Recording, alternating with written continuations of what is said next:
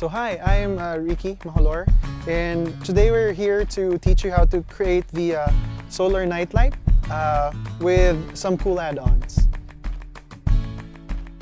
The PCB, 1000 microfarad capacitor, 1N4001 diodes, 78015 regulator. This is for the solar panel for 15 volts. 7805 voltage regulator.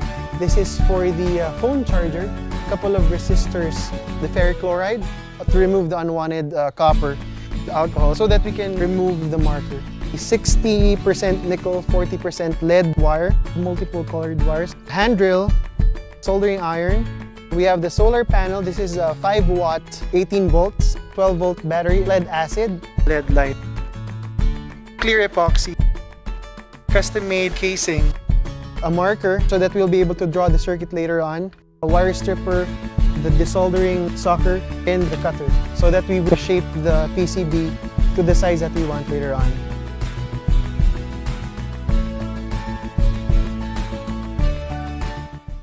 So right now, what we're going to do is we're going to show you how to get the correct size of PCB that we want for the particular purpose, okay? So what we have to do first is we have to draw the lines on the size that we want on the PCB. What she's going to do now is she's going to run the cutter. You don't have to apply too much pressure. You just have to do a couple of accurate repetitions to ensure that the edges of the board are properly cut or have a clean cut. So it's going to be about 20 cuts per side to ensure a perfect cut. Okay. If you have a very solid table, you can actually use the edge to align the cut or the perforation on the PCB. Just snap it using your hands. Okay. So as you can see, edges are very, very clean. No copper has been stripped off. So we're also going to snap off the extra. So this is what we actually need, that we're going to draw our circuit later on.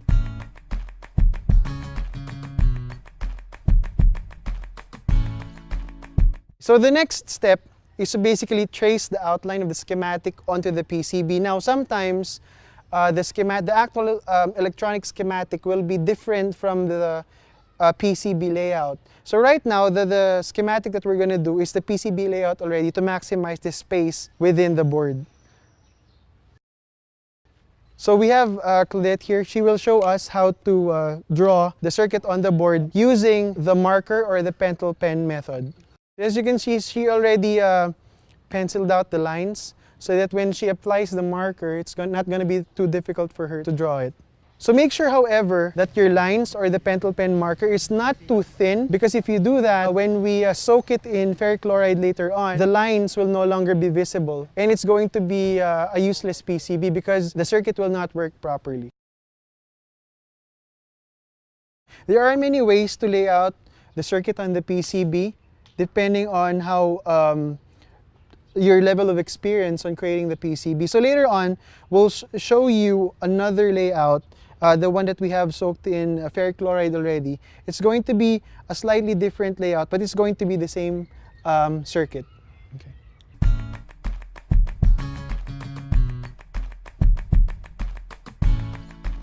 Submerge the PCB with the layout onto ferric chloride. So you don't have to put much like this one, you just have it submerged. So agitating that size takes about 5 to 10 minutes of continuously shaking the container until the unwanted copper is completely taken out. Before you take out the board on the ferric chloride, you have to make sure that you're either wearing gloves or you have your equipment to take the card out without touching the ferric chloride, because it's prolonged exposure to ferric chloride can cause skin diseases, you know, and it's acidic, so you don't want that on your skin too long.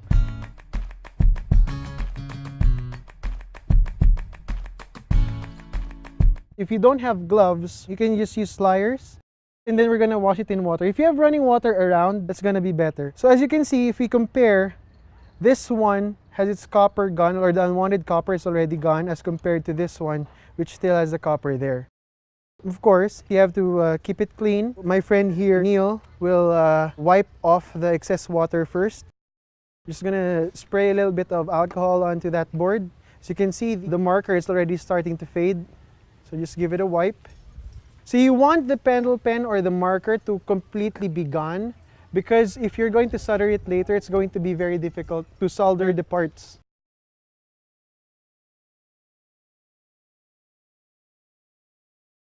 So as you can see, the markings that we made using the marker protects the copper or the copper trace that we want from being melted by the ferric chloride.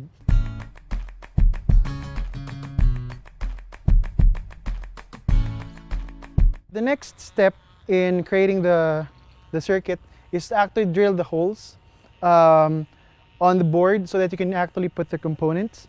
So if we look at this particular layout, you can see that we already put nodes. The nodes or the small circles here are actually indications of we're supposed to be drilling holes onto the board so that we can attach the components later on. We're using 0.8 diameter drill or drill bit. So you make sure you're doing it perpendicular to the board.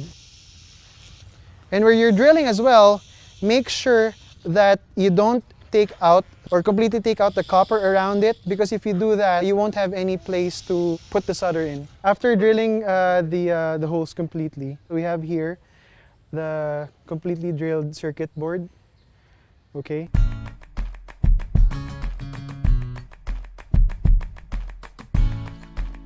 So components such as the diodes and the capacitors and regulators, they have certain pins or specific pins that should be put in a proper orientation, else they're not going to work. The first component that we're going to insert is the diode that's closest to the input of the solar panel. We can see here that the drawing for the diode has a line on it. If you look at the actual component of the diode, there's a gray strip on one of its ends. The line there is represented by the gray strip on this particular circuit. So remember, when you're inserting the components, as much as possible, make sure that the parts or components are closest to the board. You don't want parts hanging around because there's a chance that they might break, or due to constant movement, they eventually get worn out. So you don't want that. You want it as close, as flat as possible to the board, like this one. So now we're gonna insert the resistors. The resistors have certain color bands. So as you can see, so they look similar, but if you look closely, there are certain color bands, if you were going to count it, and they represent different values. So same with the diodes, what we're gonna do is we're gonna insert them as well, making sure that they are compact and as close to the board as possible. Unlike the diodes, transistors, and capacitors, this one does not require you to know what kind of orientation it will be inserted because it does not have any polarity. So just make sure they're on the right spots. Certain times that the PCB does not fit certain components, you can orient the components or resistors in that particular manner, but still protecting the legs of the resistor, because in this particular orientation, the legs are almost hidden and it's close to each other. Therefore, protecting it or making it a little bit sturdier than just hanging it around. These are called electrolytic capacitors, meaning they have polarity. So you must only insert them in a certain orientation. So the longer leg represents the positive terminal and the shorter leg represents the negative terminal. So that's what we're gonna do it. Okay, and then the other one. All right.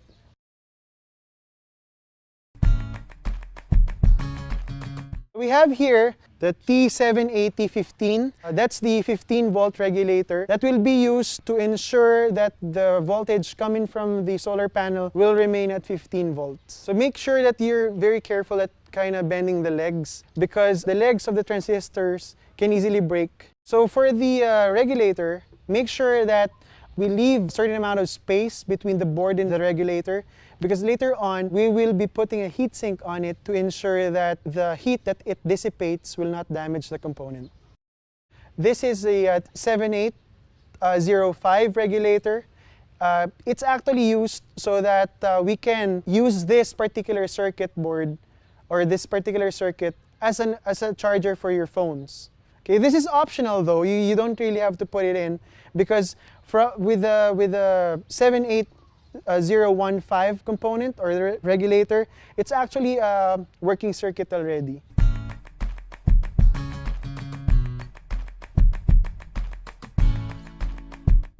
The final step actually for assembling the circuit board is to solder the parts in to make sure that they stay in place.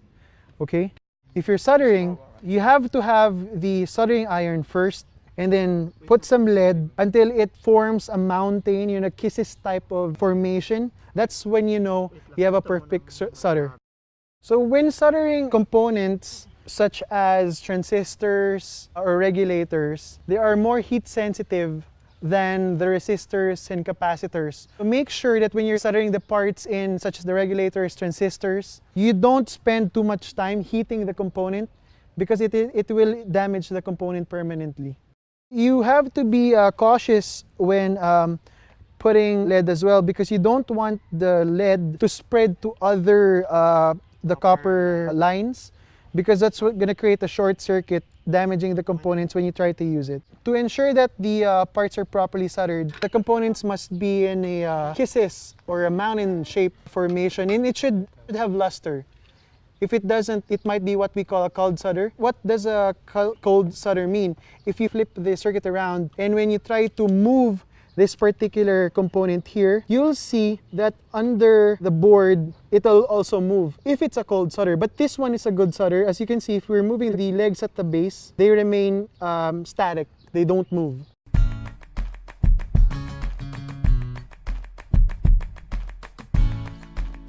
So what Anil now is gonna do is going to trim the excess legs or the pins for the board. If you leave it lying around, what's gonna happen is they might have a tendency to stick to one another, causing a short or damage the component.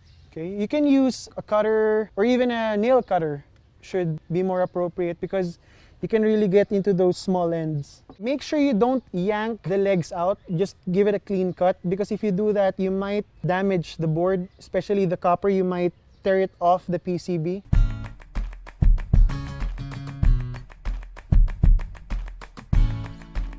So what we're gonna do now is we're gonna attach the wires. So it's not important that we have multiple colored wires, but it's better because if you're going to troubleshoot it later on, it's gonna be much easier. Every time you put in a wire, you have to solder it in. First is the white wire for the positive terminal of the solar panel.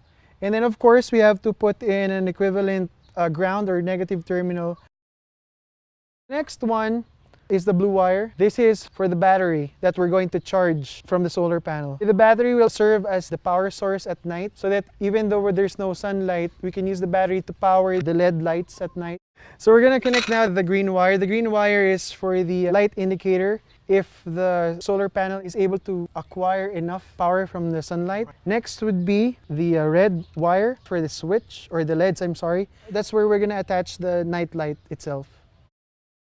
Okay, now we're connecting the last wire, the yellow wire. This wire is for the optional 5-volt phone charger. And then after that, you can connect their corresponding black or ground wires so that they can complete the circuit.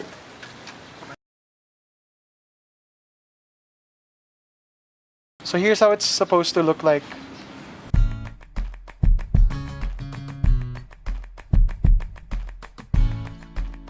So we have here a store-bought bulb or a set of LEDs. This one is pre-made. This is better because you are sure that it's already working. The colored wire will be the positive terminal. The black wire will be for the ground or the negative terminal of the bulb.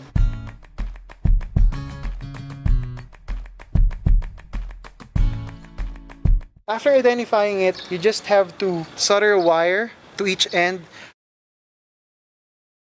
So what we have now here is we've already soldered the the black and the white terminals.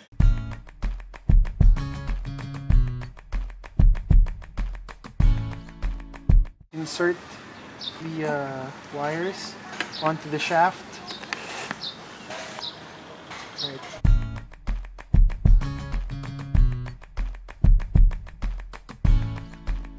So as you can see, there is a little bit of clearance at the bottom. So what we're gonna do here is we're gonna seal it off with epoxy or clear epoxy so that water will not go in or can't go inside the tubing, protecting the circuit.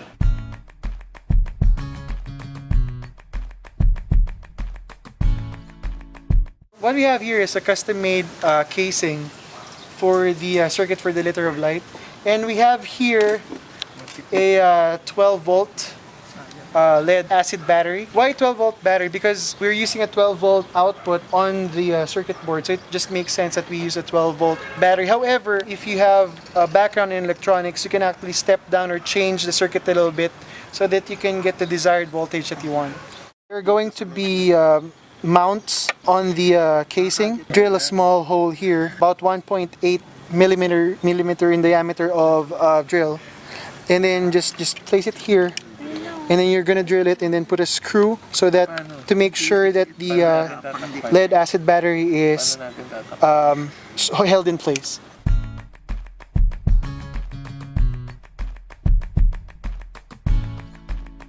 We're soldering the battery. Earlier, we said that the blue wire was a positive terminal for the battery. So we can use black wire for the negative terminal.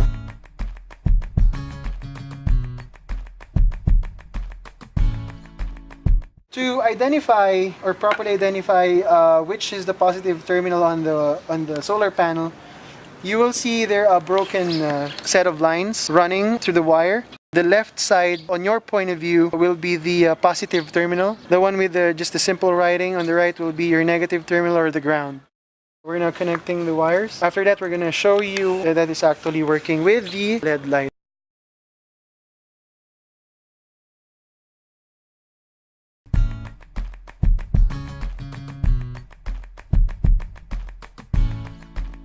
What we're going to do now is we're going to attach the light indicator to make sure, or so that you are going to know if it's actually charging or not. So that's the green terminal connected to the positive end of the LED. The stronger the light passing through the solar panel, the brighter the LED.